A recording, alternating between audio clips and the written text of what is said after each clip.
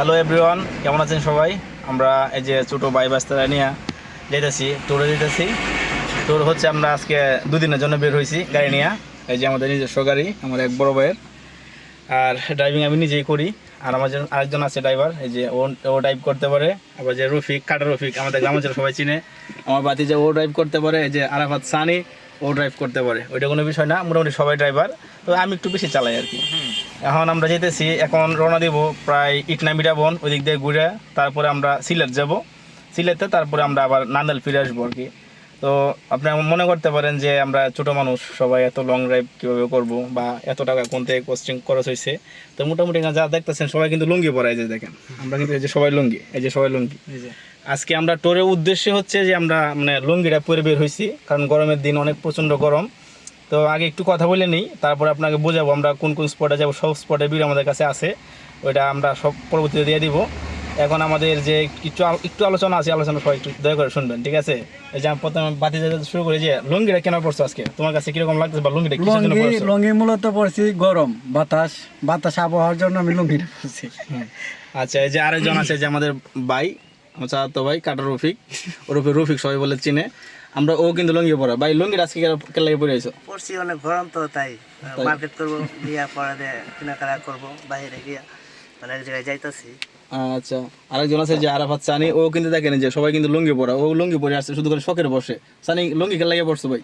তো শখে পড়ছি, যাতে বাইরে টাকা নিলাম, অনেক অনেক কেনাকাটা করার আছে, ঘুরতে যাব, তাই শখের বয়সে লুঙ্গিটা পরে আসছে। বললাম। এই যে আরেকজন আছে বাতিজা, ও কিন্তু লুঙ্গি পরে আসছে। অনেকে মানে প্যান্ট ট্যান্ট পরার উদ্দেশ্য ছিল, আমরা কিন্তু আজকে প্যান্ট পরি নাই, সবাই কিন্তু লুঙ্গি পরে আসছি। এই যে আরো কিন্তু তিনজন আসছে পড়ছে অলরেডি, এই যে দেখা, এই যে তিনজন আসছে লুঙ্গি পরা। এই যে জহুরুল ইসলাম, ও লুঙ্গি পরে আসছে। এই যে শান্ত, ওরা আমরা সবাই এক গাড়িতে যাইবো। আর পিছনে আছে দু তিনজন।